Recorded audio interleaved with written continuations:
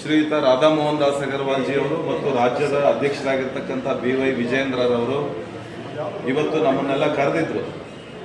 ಏನು ಈ 194 ಜನ ವಿಸ್ತಾರಕರನ್ನ ಏನು ಕಳೆದ 5 ದಿನಗಳಿಂದ ದಾವಣಗೆರೆ ದಕ್ಷಿಣ ಕ್ಷೇತ್ರದ ಎಲ್ಲ ಬೂತ್ಗಳಿಗೂ ಏನು ಮನೆಗಳಿಗೆ ಏನು ಭೇಟಿ ಕೊಟ್ಟಿದ್ರಿ ಅದ್ರ ಬಗ್ಗೆ ವಿವರಣೆಯನ್ನು ಕೇಳಿದ್ರು.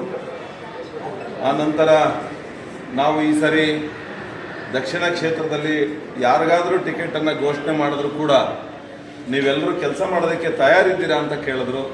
ಅದಕ್ಕೆ ನಾವು ಸಮ್ಮತಿಸಿದ್ವಿ.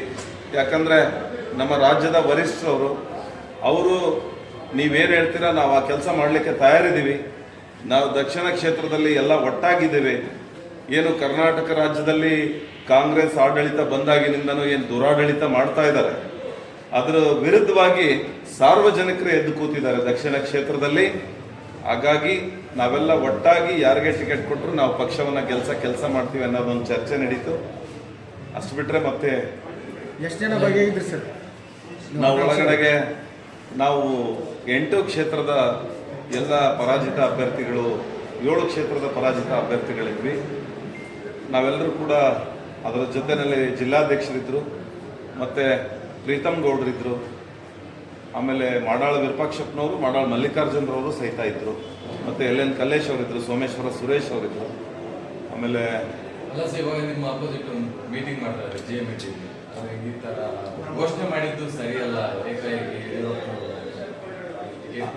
ಅದ್ರ ಬಗ್ಗೆ ನಾನು ಹೇಳಬೇಕು ಅಂದರೆ ನಾನು ತುಂಬ ಚಿಕ್ಕವನು. ಯಾಕಂದರೆ ಯಡಿಯೂರಪ್ಪನವರು ರಾಜ್ಯದ ಮುಖ್ಯಮಂತ್ರಿ ಆಗಿದ್ದಂಥವರು, ಅವರು ರಾಜ್ಯದ ಅಧ್ಯಕ್ಷರಾಗಿದ್ದಂಥವ್ರು. ಇವತ್ತು ಮೇಲೆ ಸೆಂಟ್ರಲಲ್ಲೂ ಕೂಡ ಅವರು ಸ್ಥಾನಮಾನಗಳಲ್ಲಿ ಕೆಲಸ ಮಾಡ್ತಾ ಇರ್ತಕ್ಕಂಥವ್ರು. ಅವ್ರ ಬಗ್ಗೆ ಅವರು ಹೇಳಿದ್ದು ಸರಿನೋ ತಪ್ಪು ಅಂತ ಹೇಳೋವಷ್ಟು ದೊಡ್ಡವನು ನಾನಲ್ಲ. ಯಾಕಂದರೆ ನಮಗೆ ಪಾರ್ಟಿ ಪಕ್ಷ ಏನು ಜವಾಬ್ದಾರಿ ಕೊಡುತ್ತೆ, ಪಕ್ಷ ಏನು ಕೆಲಸ ಕೊಡುತ್ತೆ, ಅದನ್ನು ಮಾಡೋದಷ್ಟೇ ನನ್ನ ಜವಾಬ್ದಾರಿ ಅಂತ ನಾನು ಭಾವಿಸಿದ್ದೀನಿ. ಎರಡು ಬಣ ಒಂದಾಗಿರುವ ಸರ್. ಈಗ ನಮ್ಮಲ್ಲಿ ಬಣನೇ ಇಲ್ಲ ಆಕ್ಚುಲಿ. ಈಗ ಸಣ್ಣ ಪುಟ್ಟ ಹಿಂದೆಲ್ಲ ತಾವು ಕೇಳಿದ್ರಿ, ಸಣ್ಣ ಪುಟ್ಟ ವ್ಯತ್ಯಾಸಗಳು, ಒಂದು ತಾಯಿಯಲ್ಲಿ ಹುಟ್ಟಿರ್ತಕ್ಕಂಥ 3-4 ಜನ ಅಣ್ತಮ್ಮನರಲ್ಲೇ ಭಿನ್ನಾಭಿಪ್ರಾಯಗಳಿರುತ್ತೆ. ಅವು ಕೂತ್ಕೊಂಡು ಸರಿ ಮಾಡ್ಕೊಂಡು ಮತ್ತೆ ಜೀವನವನ್ನು ಸಾಗಿಸ್ತಾರೆ. ಹಾಗಾಗಿ ಇದು ರಾಷ್ಟ್ರೀಯ ದೊಡ್ಡ ಪಕ್ಷ. ಇದರಲ್ಲೂ ಅಂತ ಏನು ತಲೆ ಹೋಗ ಅಂತ ದೊಡ್ಡ ಏನು ಭಿನ್ನಾಭಿಪ್ರಾಯಗಳು ಇಲ್ಲೇ ಇಲ್ಲ.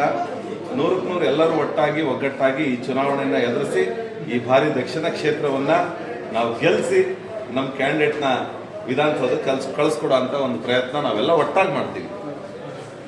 ನೀವು ಆಕಾಂಕ್ಷಿ? ನಾನು ಕೂಡ ಕಳೆದ ಬಾರಿ ದಾವಣಗೆರೆ ದಕ್ಷಿಣ ಕ್ಷೇತ್ರದಲ್ಲಿ ನಾನು ಅತಿ ಹೆಚ್ಚು ಮತ ತಗೊಂಡು ಸೋತಿದ್ದೀನಿ. ಅಲ್ಲಿ ತೆರವಾಗಿದೆ ಸ್ಥಾನ. ಹಾಗಾಗಿ ಮತ್ತೆ ಈ ಚುನಾವಣೆ ಇನ್ನೇನು ಕೆಲವೇ ದಿನದಲ್ಲಿ ಘೋಷಣೆ ಆಗುತ್ತೆ, ಬೈ ಎಲೆಕ್ಷನ್ ಅನೌನ್ಸ್ ಆಗುತ್ತೆ. ಹಾಗಾಗಿ ನನಗೆ ಮತ್ತೊಮ್ಮೆ ಅವಕಾಶವನ್ನು ಮಾಡಿಕೊಡ್ರಿ. ನಾನು ಈ ಬಾರಿ ದಕ್ಷಿಣ ಕ್ಷೇತ್ರವನ್ನು 100ಕ್ಕೆ 100 ಗಟ್ಟಿಯಾಗಿ ಚುನಾವಣೆ ಮಾಡಿ ಕೊಡ್ತೀನಿ ಅಂತೇಳಿ ನಾನು ವರಿಷ್ಠರಲ್ಲಿ ಮನವಿ ಮಾಡ್ಕೊಂಡಿದ್ದೀನಿ. ಕೆಲಸ ಮಾಡ್ತಾ ಇರ್ತಾರೆ, ಅದರಲ್ಲಿ ಯಾವುದೇ ಅನುಮಾನ ಇಲ್ಲ. ಯಾರಿಗೆ ಟಿಕೆಟ್ ಘೋಷಣೆ ಆದರೂ ಕೂಡ ನನಗೆ ಟಿಕೆಟ್ ಕೊಟ್ಟರೆ 99% ಕೆಲಸ ಮಾಡ್ತೀನಿ. ನನ್ನ ಜೊತೆಗಿರೋ ಯಾರೇ ಒಬ್ಬ ಕಾರ್ಯಕರ್ತರಿಗಾಗಲಿ ಲೀಡ್ರಿಗಾಗಲಿ ಕೊಟ್ಟರೆ +1% 100% ಕೆಲಸ ಮಾಡಿ ಅಂತ ಪ್ರಯತ್ನವನ್ನು ಮಾಡ್ತೀನಿ ನಾನು. ಅಲ್ಲ, ನಿಮ್ಮ ಹೆಸರು ಘೋಷಿಸಿದ್ದಕ್ಕೆ ಅವ್ರಿಗೆ ಬೇಜಾರಾಯ್ತಂತೆ ಸಿದ್ದೇಶ್ವರ ಬಣದವರಿಗೆ. ಈಗಲೇ ಅಭ್ಯರ್ಥಿನ ಘೋಷಣೆ ಮಾಡ್ತಾರೆ, ಇನ್ನು ನಮಗೆ ಶಿಸ್ತಿನ ಪಕ್ಷ ಅಂತ ಹೇಳಿದ್ರು ಅವರು. ರೇಣುಕಾಚಾರ್ಯ ನಿಮ್ಮ ಹೆಸರು ತೊಗೊಂಡಿದ್ದಕ್ಕೆ ಸಿಟ್ಟು ಬಂದಿದೆ ಅವರಿಗೆ. ರೇಣುಕಾಚಾರ್ಯ ಅವರು ನಿಮ್ಮ ಹೆಸರು ತೊಗೊಂಡಿರುತ್ತೆ, ಯಡಿಯೂರಪ್ಪ ಅವರು ನಿಮ್ಮ ಹೆಸರು ತೊಗೊಂಡ್ರು, ಅದಕ್ಕೆ ಸಿಟ್ಟು ಬಂದಿದೆ ಅವರಿಗೆ. ಈಗ ನಾನು ಹೇಳಬೇಕಂದ್ರೆ ನಾನು ತುಂಬ ಚಿಕ್ಕವನು. ನಾನು first time MLA election contest ಮಾಡಿದ್ದೆ. ನಾನು ಅವರೆಲ್ಲ ದೊಡ್ಡವರು, 3 ಸಾರಿ ಶಾಸಕರಾಗಿರೋಂಥವ್ರು, 1 ಸಾರಿ ಮಂತ್ರಿ ಆಗಿರ್ತಕ್ಕಂಥವ್ರು ರೇಣುಕಾಚಾರ್ಯ ಅವರು. ಇನ್ನೇನು ಯಡಿಯೂರಪ್ಪನವರು 50 ವರ್ಷಗಳಿಂದ ಕರ್ನಾಟಕ ರಾಜ್ಯದಲ್ಲಿ 2 ಕ್ಷೇತ್ರ ಗೆದ್ದಿದ್ದಂಥದ್ದು ಇವತ್ತು 124 ಕ್ಷೇತ್ರ ತನಕ ಅಂತ ಒಂದು ಪ್ರಯತ್ನವನ್ನು ಮಾಡಿರ್ತಕ್ಕಂಥವ್ರು. ಅವರ ಅನುಭವದ ಮುಂದೆ ನಂದು ಏನೂ ಇಲ್ಲ. ಹಾಗಾಗಿ ಅವ್ರು ಏನು ನಿರ್ಣಯ ತಗೊಂಡ್ರು ಅದಕ್ಕೆ ನಾನು ಹೇಳೋಂಥ ದೊಡ್ಡವನಲ್ಲ ಅಂತ ನಾನು ಭಾವಿಸ್ತೀನಿ. ಆಕಾಂಕ್ಷಿಗಳ ಜೊತೆ ಸಭೆ ಕರೆದಿದ್ದಾರೆ, ಆ ಬಣ್ಣದ ಆಕಾಂಕ್ಷಿಗಳು ಬಂದಿಲ್ಲ ಅಂತಲ್ಲ ಕರೆದಿದ್ದಾರೆ. ಇನ್ನೇನು ಕೆಲವೇ ನಿಮಿಷಗಳಲ್ಲಿ ಬರ್ಬೋದನ್ನೋ ನಂಬಿಕೆ ಇದೆ. ಆಯ್ತು, ಥ್ಯಾಂಕ್ ಯು.